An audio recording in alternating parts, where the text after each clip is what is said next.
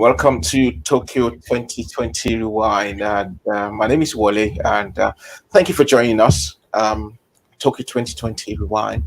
What we do is try to look at the events and performances of African contingent to the Tokyo 2020. Uh, we just rewind, have a look at it, see where we're doing well and where we're not doing so well, and obviously prefer solutions to how to bring Africa back to where it should be. Um, Specifically, when we're talking about Africa, obviously we also talk about Nigeria and what Nigeria has been doing so far at the 2020 Tokyo Olympics. So today, joining me is someone who is very knowledgeable with regards to research, branding, and advertising. He is no other than a friend of ours, a friend of our shows, um, Professor. I always call him Professor, Professor Dr. Emmanuel Mogaji. Thank you so much, Prof, for joining us on the show today. Um, it's nice to see you again. We were just talking backstage. We need to see each other and obviously do some celebration of some sort when we see each other. Yes, we can't wait for that. Like I said, thank you so much for inviting me. Like again, we might be saying this privately, but I think publicly we need to acknowledge your efforts. Yes, thank you so much for doing this little bit to create some kind of coverage for our brothers and sisters.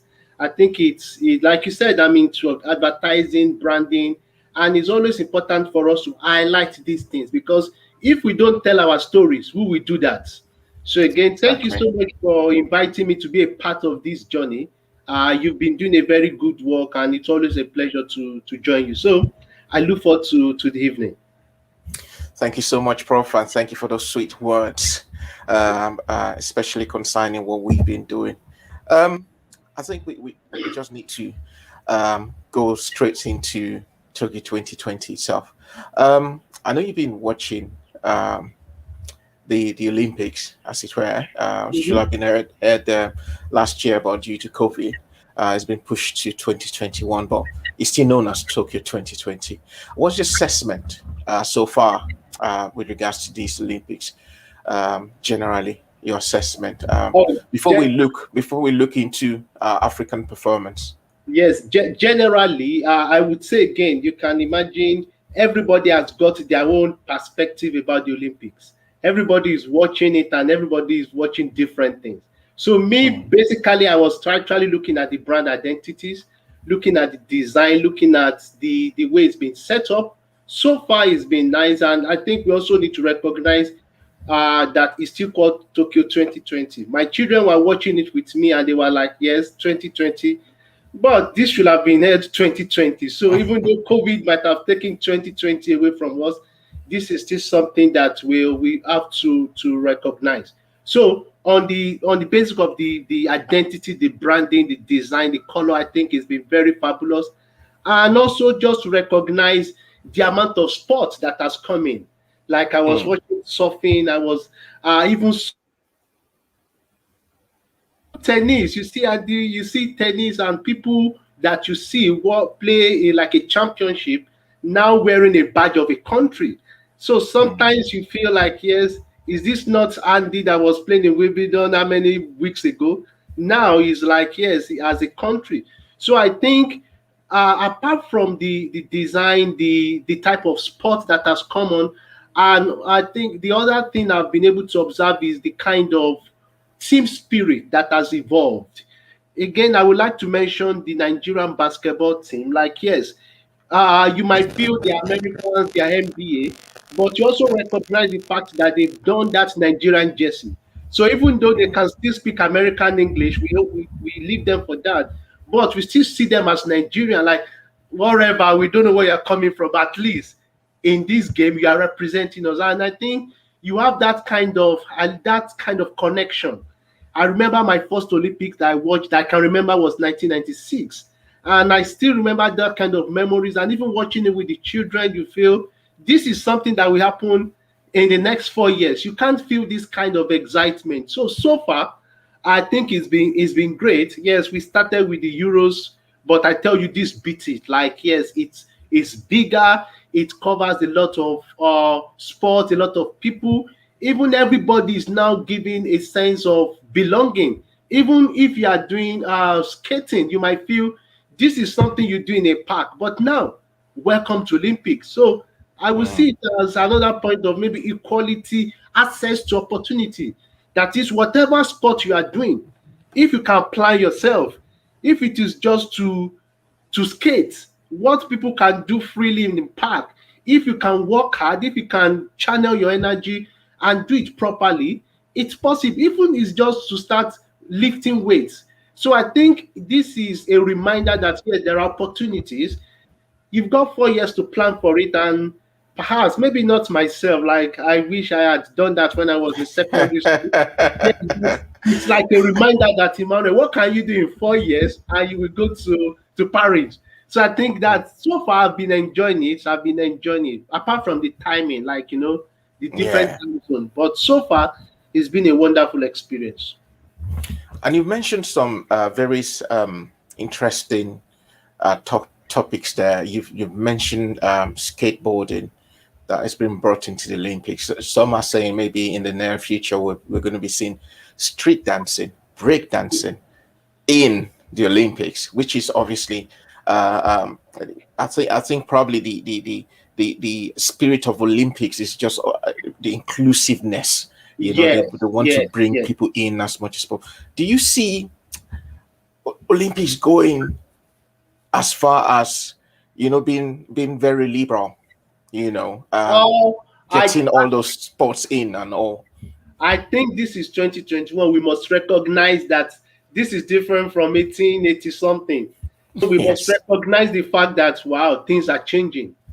Even the Mm, fact that there are complaints or issues about a transgender trying to get involved with women's sport, those things will still come up. And I think we need to recognize the days which we live in. We want to mm, be correct. We want to be inclusive. We want to respect others. We don't want to undermine people's effort. I tell you, it's not easy to dance. So if the dancers want to come to Olympics, who am I to say no? Somebody's life will be improved. Somebody's life will change by just having dancing in Olympics. It gives you that opportunity. It gives you, at least you get a medal. So I think Olympics is going that direction, but I think we should also be mindful. We don't want to dilute the spirit. We don't want to exactly. dilute the competitiveness, the value that wow, you are the only one that got Olympic gold medals in your country. It should be Mm, something of prestige or value that, what, it's not just everybody. But notwithstanding, we want to make sure we include everybody, and I think it's left for the IOC to make sure that we don't dilute these things, and we make sure that everybody is still being respected. But I like the direction in which it's going. I must say it, I like it. Whereby there's that inclusivity, there's that opportunity. That is, wherever you are, whatever you are doing, you've got prospect, you've got something to benefit, you've got something to showcase at the world stage. I want to bring this issue to you, and I'm so glad you're joining us on the program today. The issue of branding our sportsmen and women, especially when it comes to the Olympics. We know here in Great Britain, we know about all the greats that won medals in Olympics.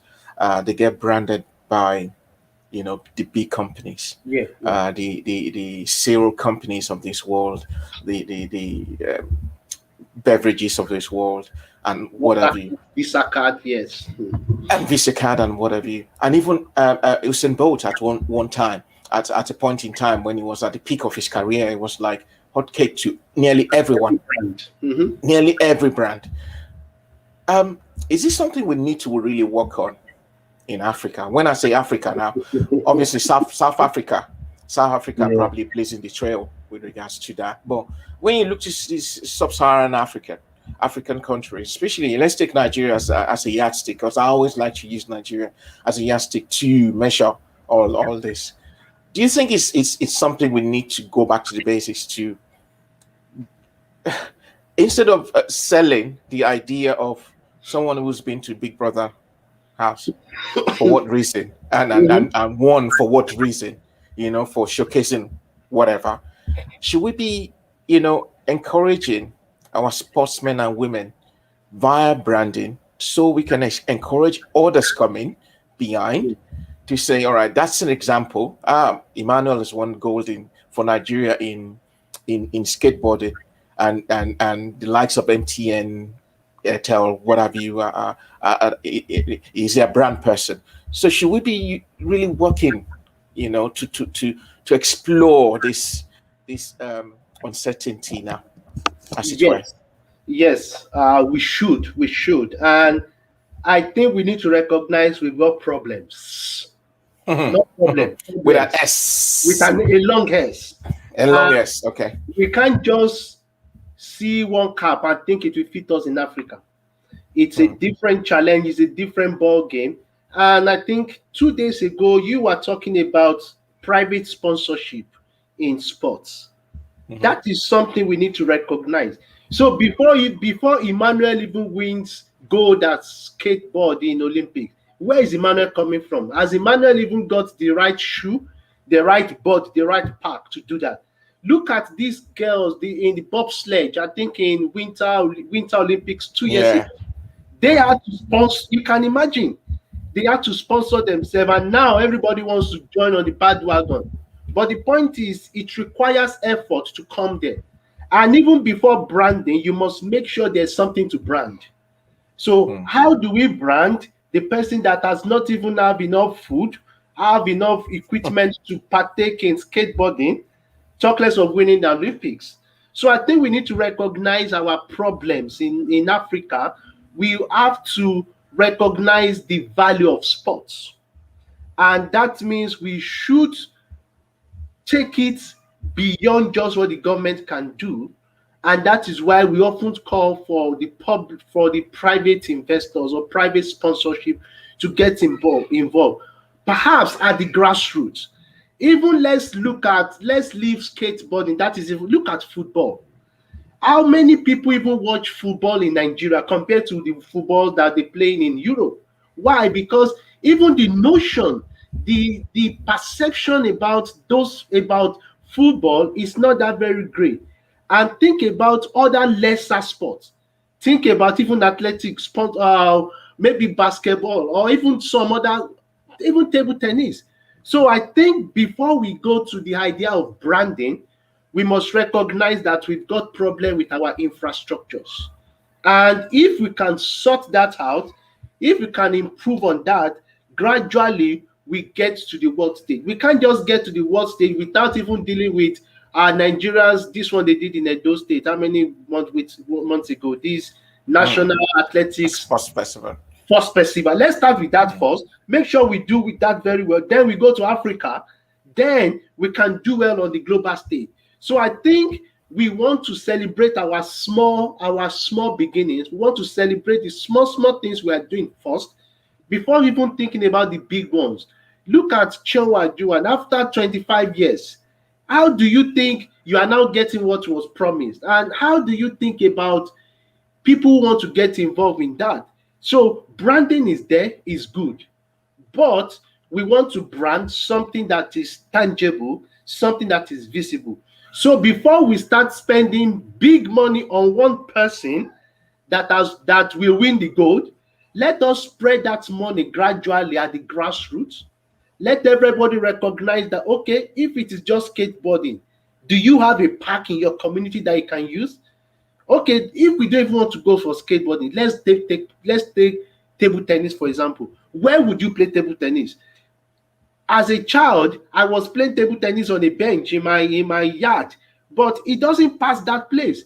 After that, who else is interested in me? Where else will I go? I was not aware of any sport, any competition within my local government, any competition within my state to say, guys, this is a table tennis thing. So before we start big, before we start looking at the branding, which I like, which is possible, which is very good, which is needed, I think we should recognize our grassroots. Let's build this pyramid from bottom. Don't just go to America and pick somebody and say we want to sponsor you.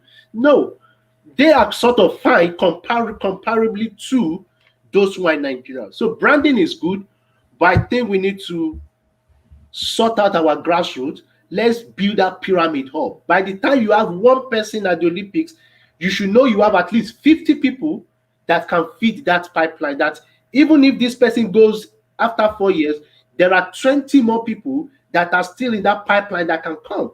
So when you remove our auntie Funkena from table tennis, do we know who are those people who are coming on board?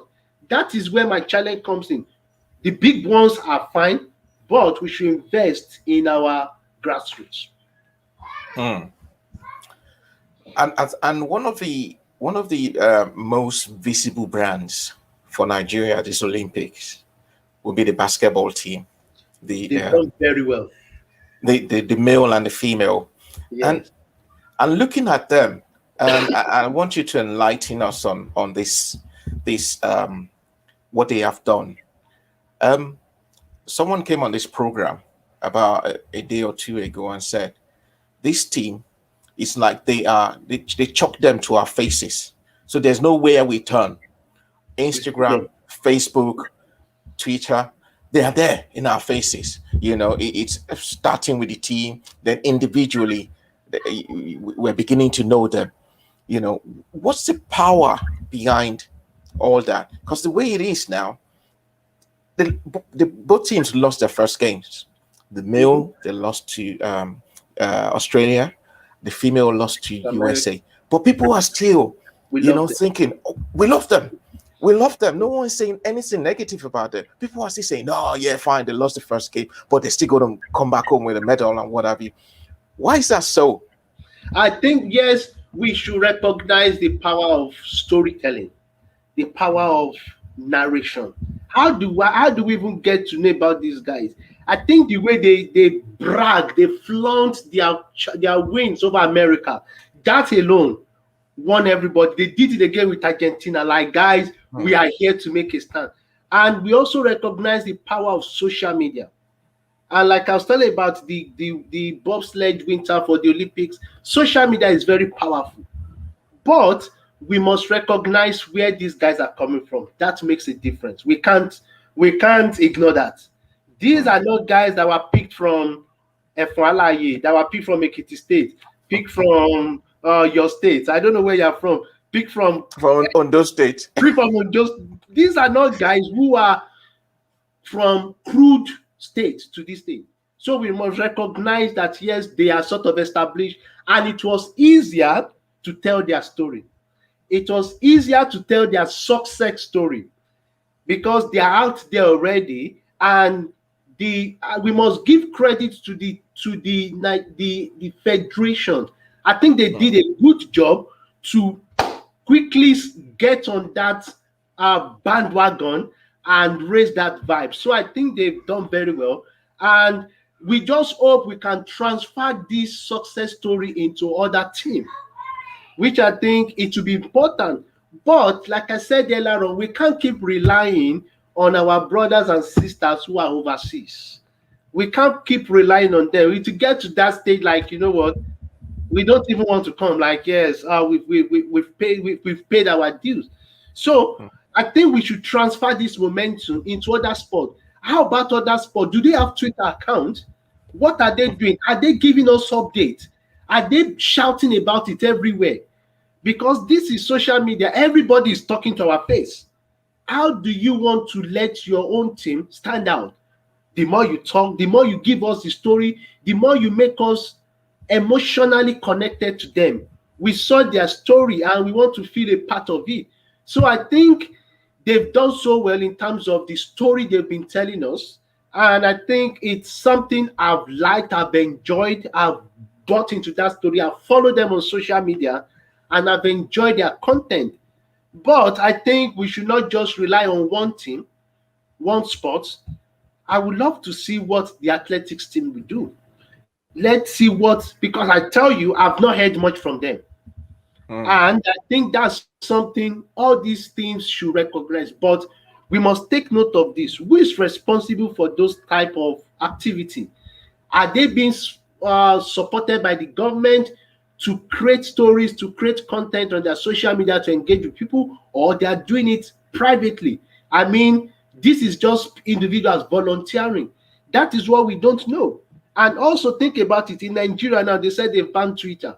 That is also Mm. another problem. So even though you want to create a narrative, a story, it's you have that kind of challenge. So the basketball team, both Tigers and Tigress, they've done so very well. Mm. They are the jewels. Now we want to see them succeed. And I think they've given us an emotionally appealing story. We've bought into their success. We are wishing them well. But we just hope this can be transferred into other sports. And we're going to be talking about, well, the Tigers and the Tigress second part of the program. But you said something about this transferring to other sports. We've got a very wonderful story in Funke Oshonaike, who has been to the Olympics for, this is the seventh time. And quite a lot of us were like, 7 times? Just Really? like that. That's a story on its own. That's something big. I mean, she was recognized really by the International Table Tennis Federation at the If I Olympics. may But, just quickly come in on that, Mr. Wally, please. And that is what I'm saying. If we don't tell our story, who will mm, tell it for us? That is what I'm saying about the hard work you are doing. You are consistent in these 4 days. Like, guys, we must tell story about African. Who I will expect a documentary about our lifestyle, about the way they do things, and you want to make us know her again. You want to celebrate her and motivate other people. Look at when Jessica Hennings won a special Saturday. You can imagine, even more far in UK, you can imagine the kind of vibes and everything, even though we know it's just that Saturday, but there is that narrative. She got the award from the Queen because it's like that is our war. So I will expect a kind of story from home, not relying on Olympics to do that for us, but if we can come on board to celebrate that and use that opportunity to motivate others, that's a wonderful story. But let me ask you, who is telling that story? exactly. That's a £1 million question. Who's going to tell that story? Because I don't see I don't see the Table Tennis Federation of Nigeria telling it. Neither do I see the NOC, Nigeria Olympic Olympic, Committee, yes. telling that story. How So, about NTA? well, I will reserve my comments with regards to that, with regards to NC. Yes, you understand me. So again, that Exactly. is that is where we think of a private investment or a private TV station. Yes, don't let me challenge you on here, but that's something it can sell. You want to, even if it's not for the money, but for posterity's sake. This is somebody that I've seen her like another person, Shegun Toriola. You want to make sure those people, ah, oh, we will get there. We will get there. I'm sure we will. We will. Since we talked about Shonaike, we talked about Shegun Toriola, and obviously Aruna, who is our team captain, I obviously lost out Mhm. yesterday to the Brazilian Gustavo. Where do you see uh, that medal coming from Hmm. in for Nigeria and this Yes. event Be- in this be- Olympics? Before I answer that question, I don't know if it's only maybe because of my age. Sometimes I feel like calling this Olympic like anti, like you feel you should not even be calling them funke. I hope you understand my point. Like sometimes you feel, let me speak Yoruba. I only want to share, and you can't just feel like, oh yes. So I think I'm just feeling passionate about that kind of story, like from the humble beginning. So that is story gone. But the medal, yes, I'm thinking from boxing, yes. I'm thinking from athletics, yes. Our girls 100 meters. I'm thinking from basketball, maybe bronze at least. Yes. So those are Oh, the areas I'm Well, thinking would that be basketball, both male and female? male. Okay, okay. I will try and hold you to your words anyway. Yes, you see, that's my opinion. That is my unprofessional. I'm just a layman in this. So you can't Mm. take me for that. This is just me being a fan. So this, I'm not using any analytics, I'm not using anything. But that is my aspiration. And we've had people like we've had our previous people come on this show.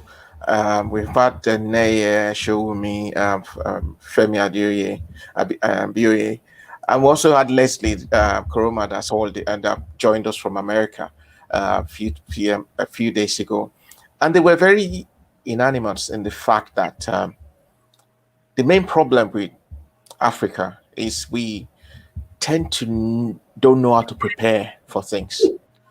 It's always the same narrative every 4 years. Whilst the bigger teams take years, to prepare to be an Olympian, especially after they qualify. Even if they don't qualify, they have a set timetable for Yes. whatever they want to do. If they don't qualify, fine, they give it a go again. But if they qualify, they keep on that steady schedule of whatever they want to do. But in Nigeria, most Yeah. African countries, especially Nigeria, is totally different. We must Why is it recognize, so? yes, we must recognize that preparation is not cheap. Mm, Yes, it costs a lot of money to be prepared. This is a 4 years long journey. You want to put somebody on kind of income, on kind of support for 4 years. So if we don't even have money to eat, if we don't have money for for basic amenities, do you think we have money to invest in somebody to go to mountain in Kenya to go and practice for 4 years? So I think we must recognize that there is problem with funds. And even in UK, you've got people who they stop their fund that they have to crowd fund money for themselves. But the mm, point is, even if you want to do that in Nigeria, like people are, they feel mm, government should sort that out unless you have done good job, and then GTB says I will give you 100 million. Yes, but before they give you that, you must have spent your own money to do that, and that mm. is a struggle. That is a challenge. So I don't blame people who don't prepare. It's not easy. It's expensive. It requires a lot of money, and if you don't have it, what can you do? You only use the few money you have to prepare for yourself closest to the date, and quickly, gudu to the answer. At least I've qualified. I will go and start doing the remaining when I get there. But that is something we keep talking about, and hopefully things will change. We're going to go on a quick short break. And when we come back, my question to you would be, should all these federations that produce these athletes and sportsmen and women, should they be dynamic in their thinking? Hmm. Should they be looking out and thinking out of the box? That'll be my questions to you right after this break. It's still Tokyo 2020 Rewind, and I'm live with Dr. Emmanuel Mogaji. We'll be back soon.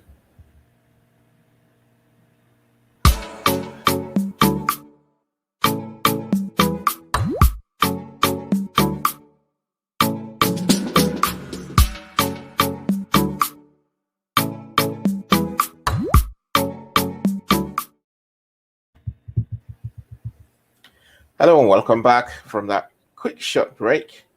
Still have Dr. Emmanuel Mogaji with me. We're talking Tokyo 2020 Olympics. We're rewinding on Tokyo 2020 Olympics, also looking at what the problems are for African teams and why we're not really pulling our weight, so to say. We know it's day 4 of the Olympics, but there are some teams, lesser countries, I dare say, that are already on the medal table. And apart from Tunisia and obviously Egypt and Cote d'Ivoire, some other African countries have struggled. But having said that, we know the perennial winners of long distance races, the East Africans, are yet to be on the medal table, obviously, because the events have not started yet. I also know that strong points of the Nigerian team, which obviously will be athletics, especially sprints and the long jump, is yet to be competed for. football, Nigeria also had people in table tennis, in badminton, in taekwondo, in wrestling, in rowing, in basketball, and it's not been too good so far for the Nigerian team. So before we went on a short break, I posed a question to Dr. Magaji and said, should our federations be dynamic in their way of thinking? Should they be thinking out of the box? I mean, we've got some federations here in the UK, actually because of what they've done in the past, because of a development plan they've got, because of of um, of their schedule, they go out of their way. Apart from getting money through via the lottery funding, they also approach uh, businesses and sell themselves to these businesses. We've talked about the basketball team, which is obviously a very good brand at the moment. And we've talked about other federations also copying the template of the basketball teams.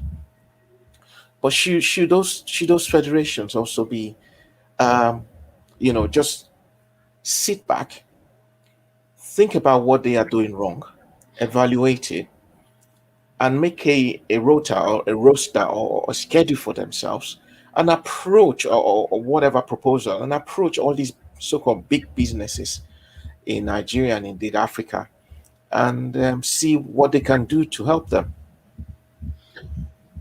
Thank you. It's that's a very again. I will throw it back to you, £1 billion question. I think today somebody was sharing the example of FIBA and the NBA. Hmm. That is even at a global level. You can imagine the size of the NBA.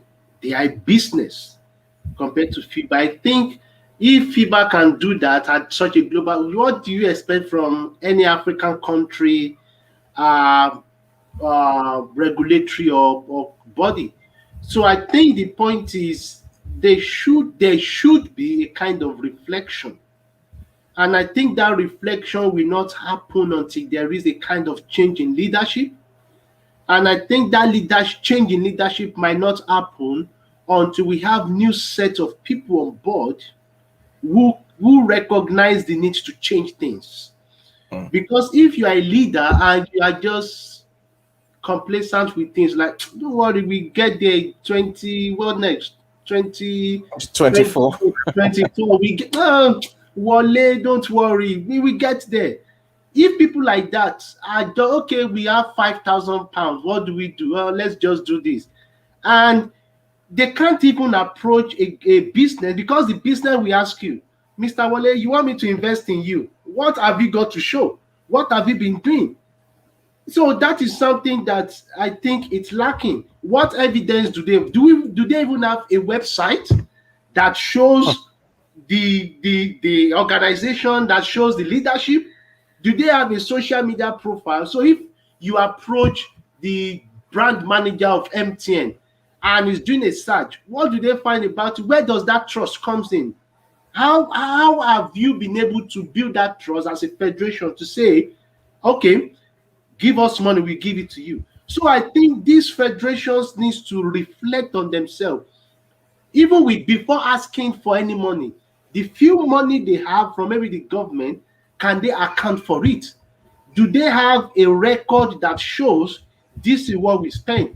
Do you have your annual report that shows we made £5,000 and I paid myself £4,500? I paid my executive 300. I only used £200 for my athlete.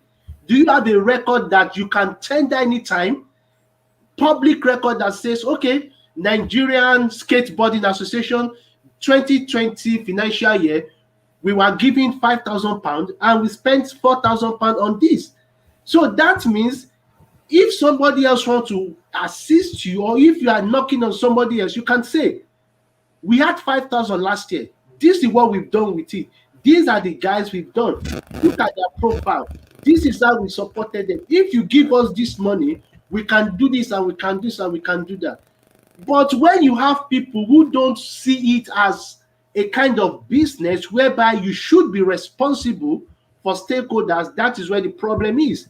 Because there is no accountability, there is no key performance indication that says, okay, By this time next year, we want to have 2 gold medals in Nigerian Sport Festival. And we have identified these 5 people. We will give you 5 people 5,000 naira each. Go and use it to develop yourself and make sure out of your 5, you give us 2 gold medals. But if you don't have those kind of evidence of how you spend the little you have, there is no way bigger people with bigger money want to come your way. Everybody wants to make sure I'm sponsoring somebody that can bring pride to my name. Why do you think everybody is now jumping on the bandwagon of the Nigerian Tiger? Because yes, there is that vibe. We've seen what they can do. They've been updating us about the activities. We know that, wow, these guys are real. So I think any organization now, any sport federation needs to think, reflect. But the point is, they know they should do the right thing. That is where my problem always comes from. That here, why are you not doing it? Perhaps there is not enough but people asking them questions, saying, Mr. Wole, what do I need to do? Give me money. Okay, I've given you this. How about this Ministry of Sport? Is there a kind of accountability? Is there a kind of spot check to see what have you been doing? So I think that's a problem for the sport itself, and also for the people involved in the sport. Because if my body that is supporting me is not accountable enough, they won't be able to support me appropriately, and they won't be able to get more money. So I think sport federations need to take responsibility to reflect on themselves and show evidence consistently. Show evidence of how well you've managed your little resources. Just spend 2 years to release your result, release your report and your activity. Update us on social media. Tell us, okay, every month, these are the things we're doing. By the time it's 2 years' time, you have a lot of evidence to approach an organization and say, in 2 years' time, we have this money and this is what we've done. That's brilliant. So one of the other organizations I spoke to, actually, I spoke to the technical director of the Taekwondo Association, Chika Chukwumerije, and because his girl was beaten in the first match of the competition, and what he said to me was, "We're actually preparing for 2024. This is just for her to come in, have a taste of the Olympics, and then obviously by next Olympics she'll be all guns blazing." We've seen everything with regards to the Nigerian team so far, especially in table tennis and badminton and the likes in rowing. Do you think there'll be lessons to learn from our performance this year's Olympics that we could probably improve on? Yes, come 2024. I think there will be lessons, but it's a different thing for you to learn those lessons. I teach students and you give them this information, but this is, you expect them to take responsibilities for their learning. So the fact that there's lesson, that I'm not concerned about that, there will be lesson, but are we ready to learn and take action? So thank you for telling me about the person preparing for 2024. What are the action plans? What are those things they want to do differently? Is there a way you can keep bringing her to my memory at least maybe once in a month? How do we monitor? How do we join her in that journey to 2024? What are those little, we can't just wait until 2024 to do another big thing. What are the small competitions that you have planned to get involved and to let us, okay, yes, today we are going to Tanzania for African Taekwondo competition. Because before you get to 2024, there are smaller competitions you have to do. So there are lessons, but I think we should challenge ourselves if you want to learn from that. And in learning from that, you want to reflect on what we have done bad. You want to learn from other people too. There are people who are succeeding in this game. What have they been doing? How have they been preparing themselves? So I think there are lessons for us to learn, but I just hope we learn from it and we don't come back again in 2024 and saying, oh, we will learn again for 2028. I hope we don't do that. I hope so, but I bet it will. Some people will still do that because they just feel we prepare, but we have to be responsible and challenge ourselves. That yes, between now and 2024, like you said, do they have a roster? Do they have action plan? What are the timeline? What are the things that you want to do before that? Before 2024, there are other small milestones that you want to have achieved. But we just hope there is enough resources to sustain them till then. And another school of thought has said perhaps why the Nigerian competitors, sportsmen and women, have been falling by the wayside, especially in the first round and whatever, is the fact that they do not have a psychologist in the team or in various events. I know.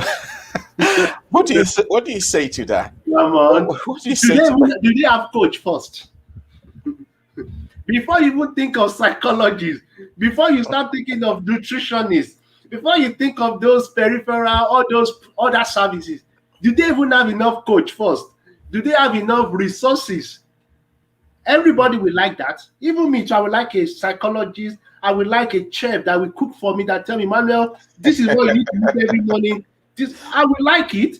But the point is that the main concern now for them? So that will make a difference. But I think we should not sort of think big and without addressing the immediate need. Yes, psychologists, that will be very good. But I think there are still some immediate need that needs to be addressed. Before. So if we can then afford it, if we can bring them on board, perhaps, I tell you, there will be many people who might want to volunteer as a psychologist. But the point is the structure well laid out enough? Who will I even talk to? Where will I come in? Like, yes, I'm a psychologist for NHS, I do sport. I can tell NHS, please, can you give me 3 weeks annual leave or even 2 weeks annual leave? I want to follow my team to Tokyo. I'm sure if somebody, it can work. But the point is, that is why they will not tell you, you need to bring some money to do this. You need to rub my back, because they think you are doing them a favor. So I think before we even think about psychologists, that is fine. I was laughing. Before you think about that, let's talk about the basic structure. Let's talk about the basic need. I'm telling you, there will be many volunteers. I would love to volunteer. I was sharing on my social media 2012 when Olympics was in London. I volunteered free of charge. I loved it. Tell me, if you do a post on social media like, we are looking for a sports psychologist, there are people who want to come on board because it's a good thing to be a part of it, a part of the Olympics team. But do you think the structure is well supported enough to you? That is when you book annual leave and they will tell you, sorry, we didn't plan for you. We have somebody already that we have planned. So I think psychology is good. Please, if we have it, let's have them. But we need to, before we start talking about dessert and some other menus, let's talk about the main course. Let's talk about before we talk about meat, let's talk about the rice first.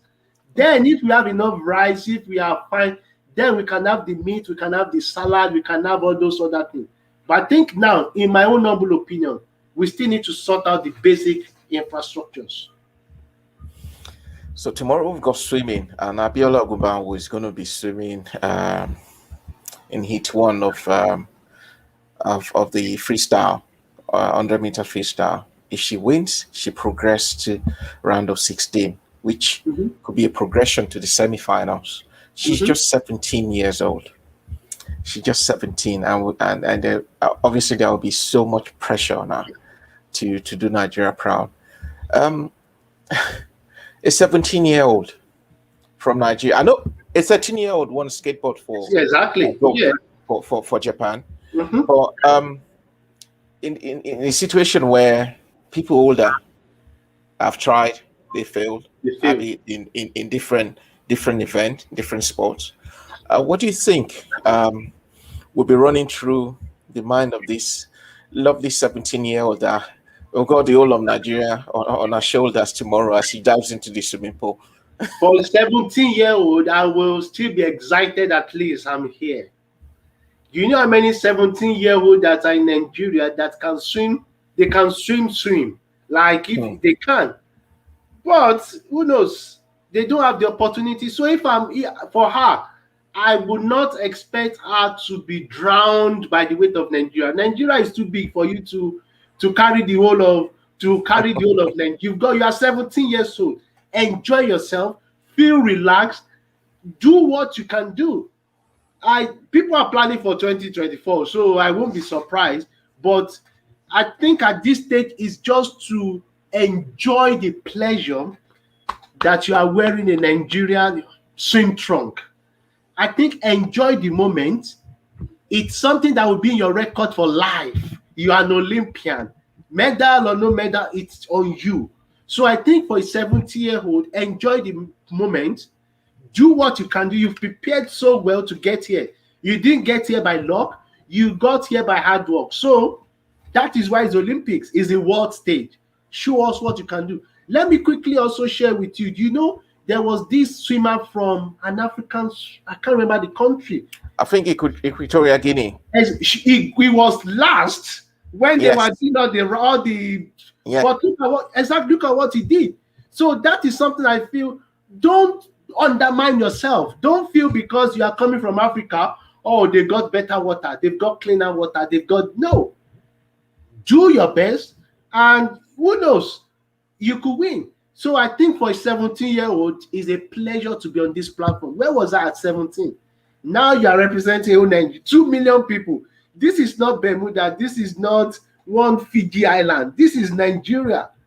And for you to be representing us, enjoy the moment. Don't let the pressure of Nigeria. We always have pressure. It has always has pressure. We always have pressure. So we look forward to seeing her swim and excel.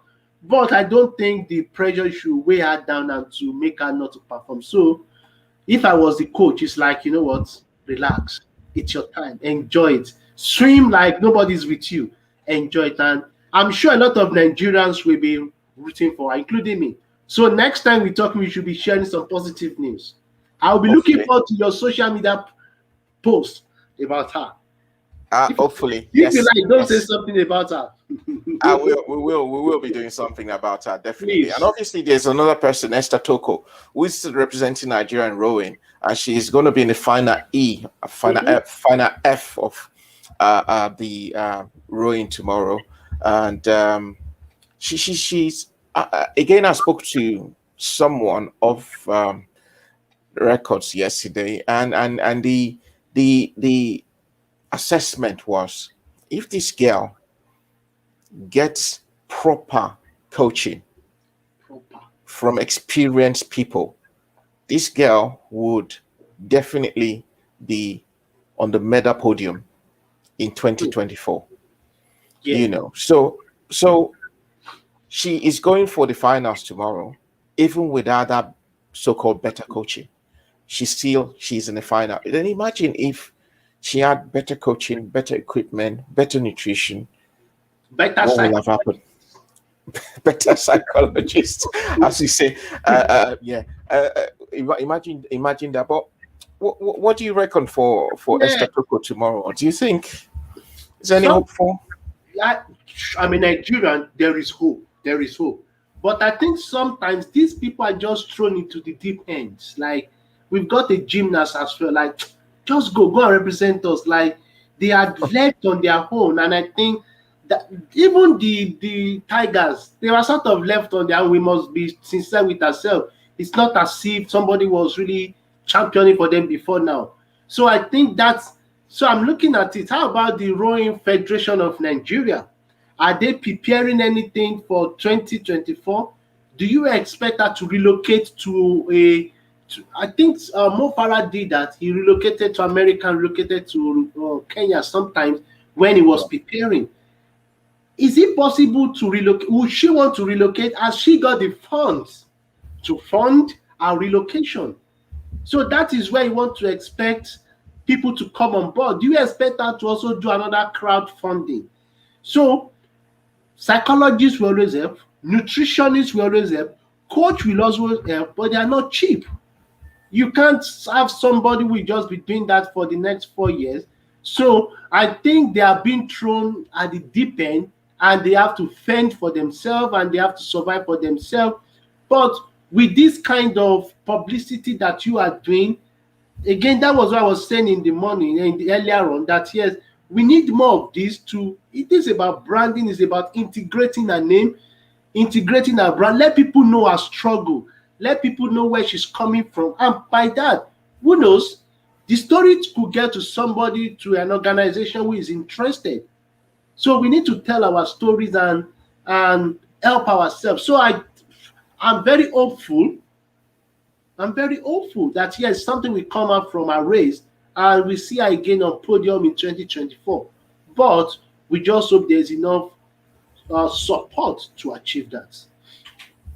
And tomorrow again, going to your favorite team, the team you said they might probably get bronze. The Tigers, they're going to be playing against the German counterparts tomorrow. Already you've said, well, they will be getting the bronze medal. They should. They should. Come on. They should. They will not disappoint me. Come on, they should. And they're playing the Germans tomorrow. So that should be a walk in the park. That should be easier. Yes, that should be easier. I think that should be easier for them. Like, yes, that should be. They can come from their success during those ceremonial matches, and they should deliver. You know, those guys, like, you expect a lot from them. Like, you don't want them to just disappoint you.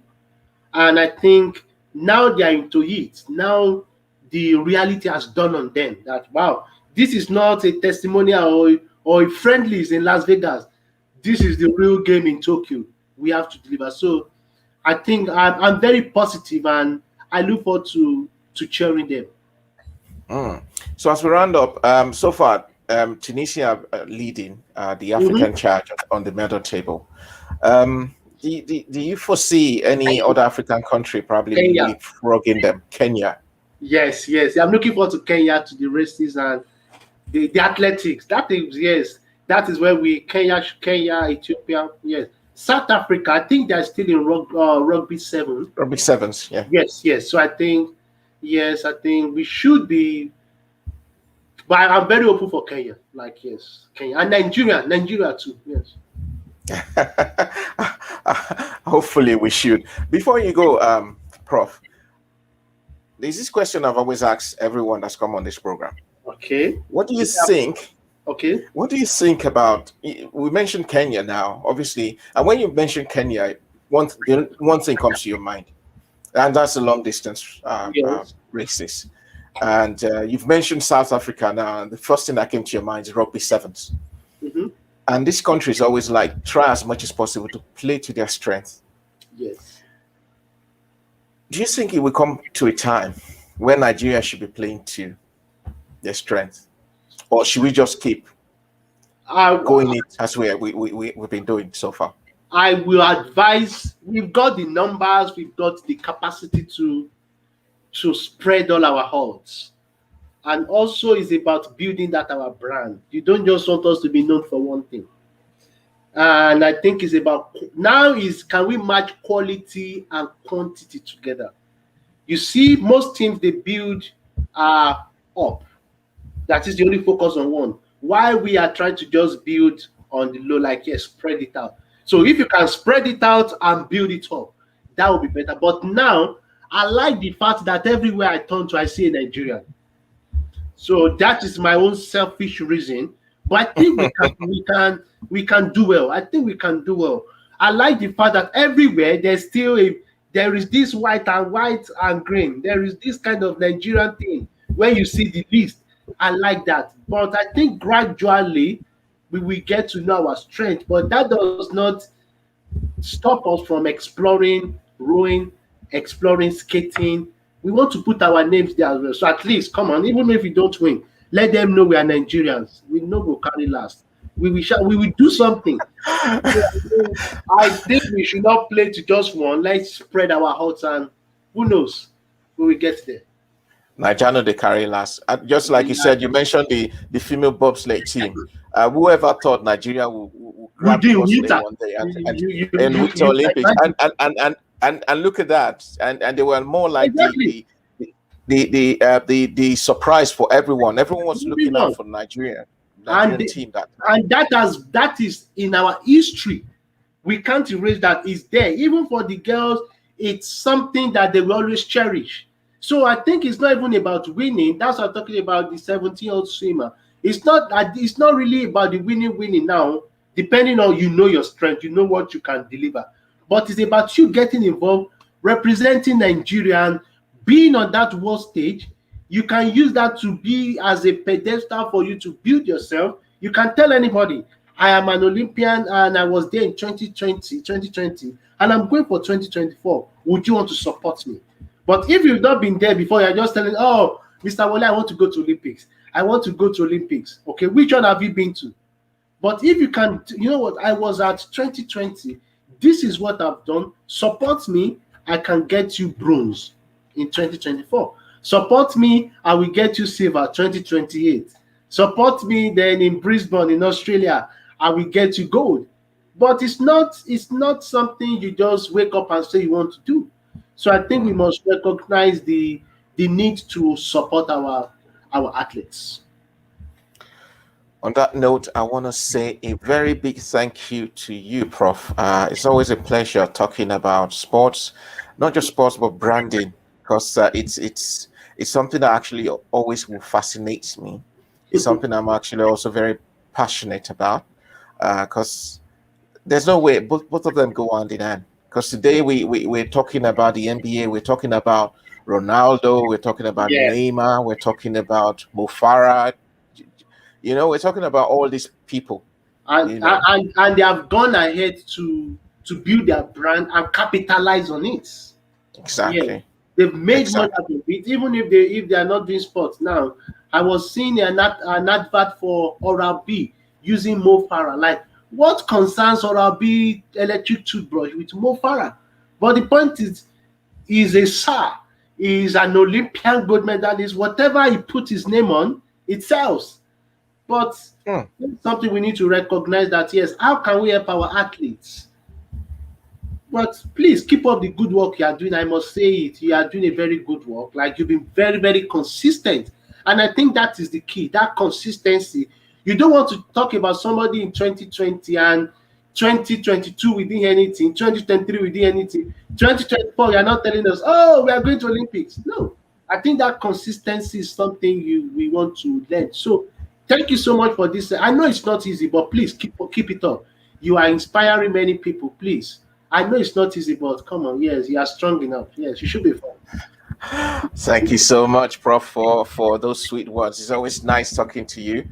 Same here. Hopefully, we'll be calling upon you again before the end of the Olympics. We'll probably will have gotten a gold or two and Yes, plenty of yes. silvers, and then Thank we you. can come and talk Celebrate. to you about what's next for those Yeah. athletes that will have gotten those medals. Thank you Thank you so for much for joining us again. Thank Thank you. you. Have a And good night. that's and you too. Thank you. And that's a wrap today on Tokyo 2020 Rewind. We've talked about um, our athletes. We talked about our sportsmen and women, what they should be doing, especially with regards to branding and everything. And we've also looked at the past events, and we're looking forward to the events of tomorrow, especially in rowing, basketball, and swimming. Hopefully, this time tomorrow, I'll be able to share with you some good news with regards to the Nigerian contingent Tokyo 2020. Before then, I'd like to say special thanks to my friend and colleague and producer of this show, Yomi Omogbeja, who is behind the scene to making sure that you can see me and obviously hear me. And to everyone that's watching us today, I want to thank you for joining us. Be there tomorrow for us while when we bring to you another edition of Tokyo 2020 Rewind. My name remains Wale. I'll see you tomorrow. Have a good night.